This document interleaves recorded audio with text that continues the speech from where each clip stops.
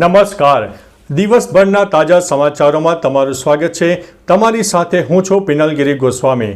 સમાચારો વિસ્તારથી જાણીએ એ પહેલા મહત્વના સમાચારો ઉપર એક નજર. પોલીસ પર હુમલો કરનારા તત્વોની શાન ઠેકાણે લાવી દેવામાં આવી. શિક્ષક બાળકોને ભણાવવાને બદલે વર્ગમાં જ ઊંઘી ગયા. વાત છે ઉમર ગામની. ત્યારે વાત થશે બંગાળના ગોડાઉનમાં ભીષણ આગ લાગી છે. વાત છે સંઘ પ્રદેશની. બ્રેકિંગ ન્યૂઝ સામે આવ્યો છે. સરકારનો મોટો નિર્ણય આવ્યો છે. TRP જવાનોને ઘી કેળા. ત્યારે વાત થશે મહાદુરોની ધરપકડ બાદ અમેરિકાની મોટી ચાલ સામે આવી છે. મોટા સમાચાર સામે આવ્યા છે કે ચીને ભારતને અંતે દગો કરી દીધો છે. ત્યારે વાત થશે ચેતવણી, ભારતીય હવે બહાર ન નીકળો, હવે તોફાનો ફાટી નીકળ્યા છે. ત્યારે આગળ વાત થશે ભારતમાં લોન્ચ પહેલા સ્ટારલિંકને મોટી મંજૂરી મળી ગઈ છે. આગળ વાત થશે આધેડનો 6 વર્ષની માસૂમ પર દુષ્કર્મ આચરવામાં આવ્યું છે. આગળ વાત થશે ડરાવી દીધા, પુરાવા જૂટવીને 2 કલાક ગોતી રાખ્યા તે મમતા બેનર્જીએ જણાવ્યું છે. આગળ વાત થશે પતંગ સ્ટોલ પર કાર અથડાતા 16 વર્ષીય યુવાનનું થયું છે મોત. આગળ વાત થશે આવકનો દાખલો હવે તમે મેળવી શકશો વોટ્સઅપ ઉપર. ત્યારે વાત થશે લિથિયમનો વિકલ્પ દરિયાઈ પાણીમાંથી પણ બનશે બેટરી. આગળ વાત થશે વિશ્વનું સૌથી ઊંડું પોસ્ટ ઓફિસ હવે જોવા મળી રહ્યું છે. આગળ વાત થશે કેન્સર વેક્સિનના ક્લિનિકલ ટ્રાયલ્સમાં સફળતા ધીમે ધીમે મળી રહી છે. ત્યારે વાત થશે અમેરિકાએ ફોડી દીધો છે હવે ટેરિફ બોમ્બ. હવે મિત્રો સમાચારો વિસ્તારથી. ટ્રમ્પે વૈશ્વિક સ્તરે એક મોટો ટેરિફ બોમ્બ ફોડી દીધો છે. ટ્રમ્પે સોશિયલ મીડિયા પ્લેટફોર્મ એક્સ ઉપર સ્પષ્ટ કર્યું છે કે ઈરાન સાથે કોઈપણ પ્રકારનો વેપાર સંબંધ રાખનાર દેશે હવે અમેરિકા સાથેના વેપાર ઉપર 25% વધારાનો ટેક્સ ચૂકવવો પડશે.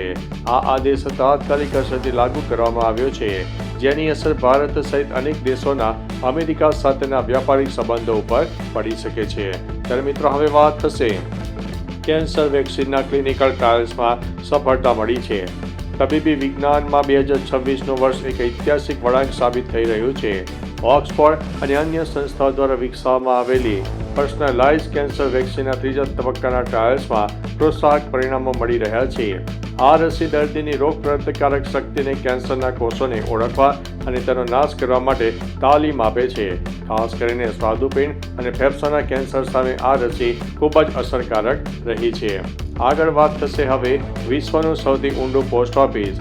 સામાન્ય જ્ઞાનની દ્રષ્ટિએ શું તમે જાણો છો કે વિશ્વનું સૌથી ઊંડું પોસ્ટ ઓફિસ પાણીની અંદર આવેલું છે? આ પોસ્ટ ઓફિસ પ્રશાંત મહાસાગરમાં વનું આતુર દરિયા કિનારે સમુદ્રની સપાટીથી 3 મીટર નીચે સ્થિત છે. પ્રવાસીઓ ખાસ વોટરપ્રૂફ પોસ્ટકાર્ડ દ્વારા અહીંથી સંદેશા મોકલી શકે છે. દરિયાઈ સંરક્ષણ પ્રત્યે જાગૃતિ લાવવા અને પ્રવાસનને પ્રોત્સાહન આપવા માટે આ અનોખી સિસ્ટમ બનાવવામાં આવી છે. અન્ય મહત્વના સમાચારની વાત કરીએ તો લિથિયમનો વિકલ્પ દરિયાઈ પાણીમાંથી બનશે બેટરી. વર્ષ 2026માં વૈજ્ઞાનિકોએ દરિયાઈ પાણીમાં રહેલા સોડિયમનો ઉપયોગ કરીને ઉચ્ચ ક્ષમતા ધરાવતી સોડિયમ આયન બેટરી વિકસાવવામાં સફળતા મેળવી છે. લિથિયમની સરખામણીએ સોડિયમ સસ્તું અને વિપુલ પ્રમાણમાં ઉપલબ્ધ હોવાથી ઇલેક્ટ્રિક વાહનો અને સ્માર્ટફોનની કિંમતમાં મોટો ઘટાડો થશે. આ ટેકનોલોજી પર્યાવરણને અનુકૂળ છે કારણ કે તેમાં ઝેરી ધાતુઓનો ઉપયોગ ઓછો થાય છે. અન્ય મહત્વના સમાચારની વાત કરીએ તો હવે આવકનો દાખલો મળશે વોટ્સઅપ ઉપર. ગુજરાત સરકારે નવી સેવા શરૂ કરી છે. હવે જનતા 95 45 75 67 67 વોટ્સઅપ નંબર પર માત્ર હેલો લખીને આવકનો દાખલો અને જાતિનું પ્રમાણપત્ર સીધા તેમના મોબાઈલ ઉપર મેળવી શકશે. સુશાસન દિવસ નિમિત્તે CM ભૂપેન્દ્રભાઈ પટેલે આ સેવાનું લોકાર્પણ કર્યું હતું. આ સાયન્સ સર્ટિફિકેટ દરેક જગ્યાએ માન્ય ગણાશે. ભવિષ્યમાં આ નંબર પરથી હવામાનની આગાહી, સરકારી યોજનાની માહિતી અને આભાર કાર્ડ ડાઉનલોડ કરવાની પણ સુવિધા મળનારી છે. અન્ય મહત્વના સમાચારની વાત કરીએ તો પતંગ સ્ટોલ ઉપર કાર અથડાતા 16 વર્ષીય યુવાનનું થયું છે મોત. રાજકોટના 150 ફૂટ રિંગ રોડ ઉપર ઓમનગર સર્કલ પાસે રાજદીપ સોસાયટી આગળ લગાવેલા પતંગ સ્ટોલ ઉપર શુક્રવારે પૂર ઝડપે આવતી કાર અથડાઈ ગઈ હતી, જેના કારણે સ્ટોલ નીચે પડી ગયો. સ્ટોલ સરખો કરતી વખતે ખુલ્લા ઇલેક્ટ્રિક વાયરનો કરંટ લાગતા 3 સગીર મિત્રોને જોરદાર શોક લાગ્યો હતો. 3 બેભાન થઈને જમીન ઉપર ઢળી પડ્યા. આસપાસના લોકોએ તેમને તાત્કાલિક હોસ્પિટલ ખસેડ્યા હતા. અન્ય મહત્વના સમાચારની વાત કરીએ તો ઈડીએ પશ્ચિમ બંગાળના મુખ્યમંત્રી મમતા બેનર્જી, મુખ્ય સચિવ, DGP અને કોલકાતા પોલીસ કમિશનર વિરુદ્ધ સુપ્રીમ કોર્ટમાં અરજી દાખલ કરી છે. ઈડીના IT હેડ પ્રતિક જૈનના ઘર અને HPAC સંબંધિત સ્થળો પર 8 જાન્યુઆરીએ દરોડા દરમિયાન રાજ્યના ટોચના અધિકારીઓએ હસ્તક્ષેપ કરીને પુરાવા નષ્ટ કરવાનો અને તપાસ અટકાવવાનો આરોપ લગાવ્યો છે. અન્ય મહત્વના સમાચારની વાત કરીએ તો આધેડનું 6 વર્ષની માસૂમ ઉપર દુષ્કર્મ. સુરતમાં 57 વર્ષીય આધેડે માત્ર 6 વર્ષની પોતાની પૌત્રી પર બળાત્કાર ગુજાર્યો હોવાની શરમજનક ઘટના સામે આવી છે. 11 જાન્યુઆરી 2026ના રોજ સાંજે 7 વાગ્યે દાદા પૌત્ર અને પૌત્રીને ઘરની નીચે રમાડવા લઈ ગયા. પૌત્ર રડવા લાગતા તેને ઘરે મૂકવા જતા દાદાએ માસૂમ ઉપર અત્યાચાર કર્યો. માસૂમે પરિવારને હકીકત જણાવતા પરિવારે તાત્કાલિક સરથાણા પોલીસ મથકમાં ફરિયાદ નોંધાવી હતી. પોલીસે આધેડ સામે પોક્સો હેઠળ ગુનો નોંધીને ધરપકડ કરી લીધી છે. અન્ય મહત્વના સમાચારની વાત કરીએ તો ભારતમાં લોન્ચ પહેલા સ્ટારલિંકને મોટી મંજૂરી મળી ગઈ. અમેરિકન અબજોપતિ એલોન મસ્કની કંપની સ્ટારલિંક ભારતમાં તેની સેટેલાઇટ ઇન્ટરનેટ સેવા શરૂ કરવાની તૈયારી કરી રહી છે. કંપનીએ એક મોટી મંજૂરી મળી ગઈ છે, જેનાથી તે તેના નેટવર્કમાં ઉપગ્રહોની સંખ્યા બમણી કરી શકશે. યુએસ FCCએ 7500 બીજી પેઢીના ઉપગ્રહો તૈનાત કરવાની કંપનીની વિગતોને મંજૂરી હવે આપી દીધી છે. આનાથી કંપનીના નેટવર્કમાં ઉપગ્રહોની સંખ્યા 15000 જેટલી થઈ જશે. અન્ય મહત્વના સમાચારની વાત કરીએ તો ચેતવણી, ભારતીયો બહાર ન નીકળો. ઈરાનમાં જોરદાર વિરોધ પ્રદર્શનો વચ્ચે ભારતે તેના નાગરિકોને કડક ચેતવણી આપી છે.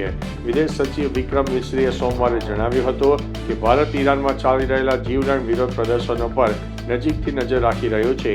તેમણે ભારતીય નાગરિકો અને ખાસ કરીને NRI અને ત્યાં રહેતા વિદ્યાર્થીઓને સલાહ આપી છે કે તેઓ બહાર ન નીકળે અથવા પોતાને અશાંતિનો સામનો ન કરે.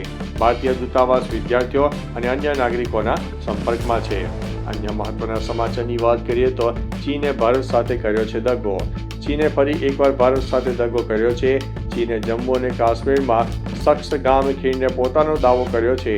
ગ્લોબલ ટાઇમ્સ અનુસાર ચીનના વિદેશ મંત્રાલયના પ્રવક્તા માઓ નિંગે જણાવ્યું હતું કે પ્રશ્નમાં રહેલો વિસ્તાર ચીનનો છે.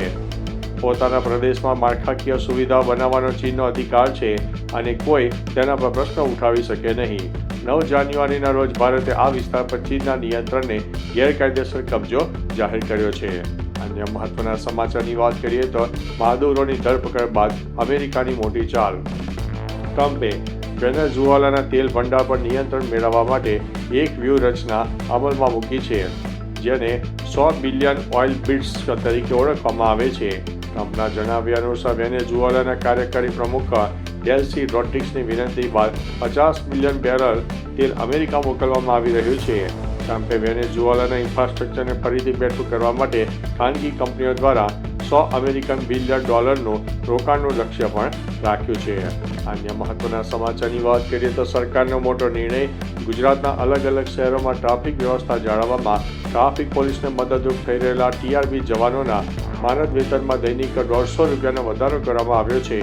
હવે ટ્રાફિક બ્રિગેડની ફરજ બજાવતા જવાને દૈનિક $300ના બદલે $450 વેતનની ચૂકવણી કરાશે. રાજ્ય સરકારના આ નિર્ણયથી રાજ્યમાં TRPમાં ફરજ બજાવતા 10,000 જવાનોને ફાયદો થશે. અન્ય મહત્વના સમાચારની વાત કરીએ તો બંગાળના ગોડાઉનમાં ભીષણ આગ. સંઘ પ્રદેશ દમણના કચ્છી ગામ વિસ્તારમાં બંગાળના ગોડાઉનમાં અચાનક ભયાનક આગ ફાટી નીકળી.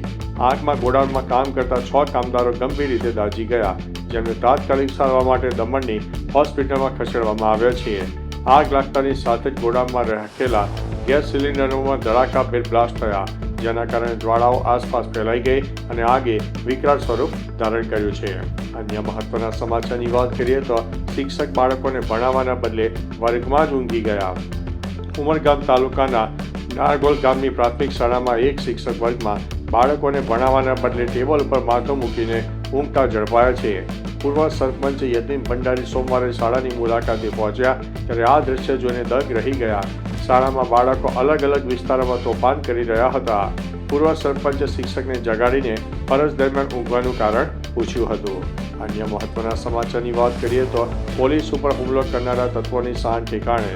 ઉત્તરાયણ પર્વ પહેલા પ્રતિબંધિત ચાઇનીઝ દોરી વિરુદ્ધ ઝુંબેશ ચલાવી રહેલી પોલીસ ઉપર હુમલો કરનારા શખ્સોને વલસાડ પોલીસે કાયદાનું ભાન કરાવ્યું છે. મોગરાવાડી વિસ્તારમાં રેડ દરમિયાન પોલીસને જોઈને સ્થાનિકો ઉશ્કેરાઈ ગયા અને ટીમ ઉપર હુમલો કર્યો. આ હુમલામાં એક પોલીસકર્મી ગંભીર રીતે ઘાયલ થયા હતા. પોલીસે 2 મહિલા સહિત 5 આરોપીઓની ધરપકડ કરી છે અને તેમનું જાહેરમાં સરઘસ પણ કાઢ્યું છે.